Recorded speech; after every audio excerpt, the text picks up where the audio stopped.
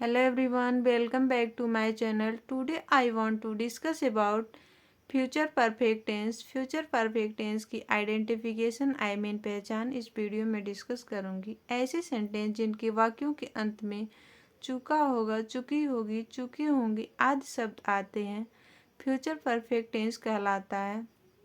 इसको एग्जाम्पल के through discuss करूंगी। एग्जाम्पल जैसे क्या कह रहा है, राधा विद्यालय जा चुकी होगी।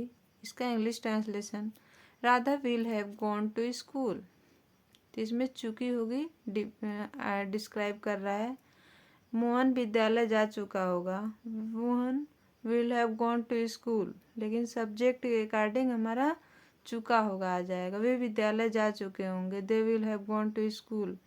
इसके अकॉर्डिंग हमारा क्या हो जाएगा, चुके होंगे। यानी चुका, चुकी, चुके होंगे किस पे डिपेंड करते हैं, सब्जेक्ट पे डिपेंड करते हैं। तो इस वीडियो में मैं फ्यूचर परफेक्ट टेंस के अफर्मेटिव सेंटेंस के बारे में बताऊंगी।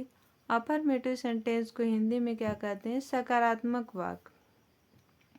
तो सबसे पहले हम इसके स्ट्रक्चर को समझ लेते हैं। स्ट्रक्चर को अदर फॉर्म में क्या कहते हैं, फार्मूला, और हिंदी में कहिए तो सूत्र कहते हैं।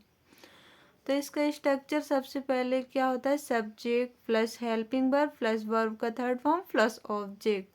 सब्जेक्ट को हिंदी में क्या कहते हैं, कर्ता, जिसके द्वारा कोई कार्य किया जा रहा है। हेल्पिंग वर्ब को हिंदी में क्या कहते हैं, सहायक क्रिया। वर्ब हमारा क्या है, मेन क्रिया, मुख्य क्रिया। इसका थर्ड फॉर्म लगाएंगे। ऑब्जेक्ट हमारा क्या होता है, कर्म, जो कार्य किया जाता है। तो हेल्पिंग वर्ब क्या लगता है फ्यूचर परफेक्ट टेंस के अफर्मेटिव सेंटेंस में, देख लीजिए। हेल्पिंग वर्ब यहाँ कॉर्नर पे लिखी हूँ, शैल है या विल है। इसको आप लर्न कर लीजिए हेल्पिंग वर्ब, क्योंकि किसी भी टेंस पढ़ने से पहले उसकी पहचान, स्ट्रक्चर समझना बहुत ज़रूरी है। और हेल्पिंग वर्ब, यही दोनों अगर आपको याद आ गया तो टेंस बनाना इजीली आ जाएगा, ट्रांसलेशन करना। तो इसको हम एग्जाम्पल के थ्रू वन बाय वन बताना चाहूँगी। Let's start reading. Example number 1, वह गाना गा चुका होगा। ही विल हैव संग अ सॉन्ग। लेकिन ये कैसे ट्रांसलेट हुआ, इसी स्ट्रक्चर पे ट्रांसलेट हुआ है। कैसे बता रही हूँ, सबसे पहले हमारा क्या है, सब्जेक्ट। तो यहाँ सब्जेक्ट क्या, ही, जैसे वह गाना गा चुका होगा, वह का इंग्लिश यहाँ पे डायरेक्ट लिख दिए ही। सब्जेक्ट विल हमारा क्या, हेल्पिंग वर्ब, विल हैव या शैल हैव। तो वह जो हमारा है, इसके साथ शैल कहाँ प्रयोग होगा, शैल है, विल है, ये भी बता दे रहे हैं। आई और वी के साथ शैल का प्रयोग होगा, बाकी जितने सब्जेक्ट रहेंगे सबके साथ विल का प्रयोग होगा। तो इसमें आई और वी नहीं है, वह है, तो इसके साथ विल प्रयोग होगा। विल है संग, वर्ब का थर्ड फॉर्म हमारा क्या होगा, संग और सॉन्ग, यानी वह गाना गा चुका हो, क्या गा चुका होगा, क्या की जगह पे हमारा गाना गा चुका होगा। और सॉन्ग क्या है, ऑब्जेक्ट। सेकेंड हमारा क्या कह रहा है, मोहन जा चुका होगा।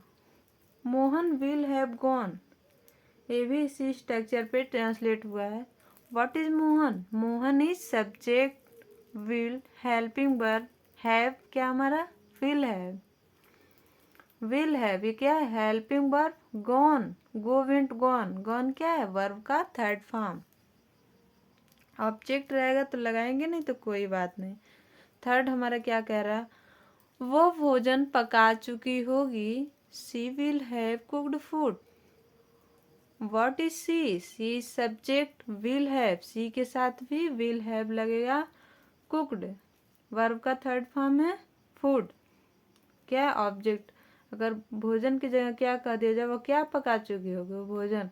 तो यही हमारा जो कार्य को फाउंड किया जा रहा है, क्या हम वर्क कर रहे हैं। एक तो वर्क करते हैं, लेकिन क्या कर रहे हैं, पकाना हमारा काम है, पका रहे हैं, लेकिन क्या पका रहे हैं, भोजन पका रहे हैं। तो जो हमारा फूड है, यही ऑब्जेक्ट यानी कर्म है, यानी भोजन पकाना हमारा कर्म है। वह उसके द्वारा भोजन पकाया जा रहा है, वो भोजन पका चुकी होगी। एग्जाम्पल नंबर यहाँ 4 क्या कह रहा है, हम रोहन से मिल चुके होंगे।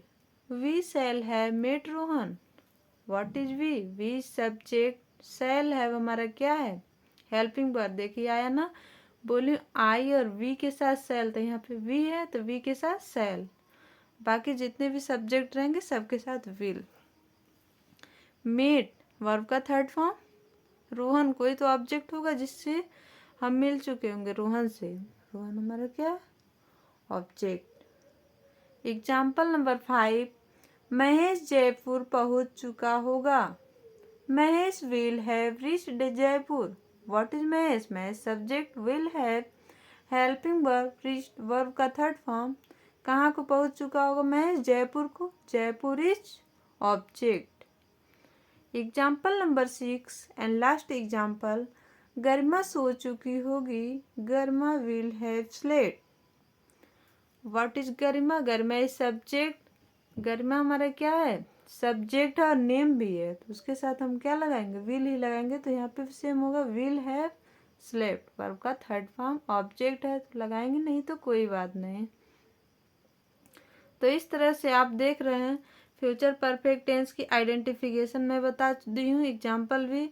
इसका अफर्मेटिव सेंटेंस के बारे में इस वीडियो में डिस्कस किया। अफर्मेटिव सेंटेंस को सकारात्मक वाक्य कहते हैं। स्ट्रक्चर भी बता दी हूँ, स्ट्रक्चर को आप याद कर लीजिए, हेल्पिंग वर्ब को समझ लीजिए। और जो भी डाउट हो इस वीडियो से रिलेटेड आप नीचे कमेंट करके पूछ लीजिएगा। कोशिश करिएगा जो भी डाउट रहे आप प्रॉपर कमेंट करिए, बेहिचक किए हुए। अगर वीडियो अच्छा लगे तो लाइक और सब्सक्राइब करना ना भूलिए। Thank you for watching.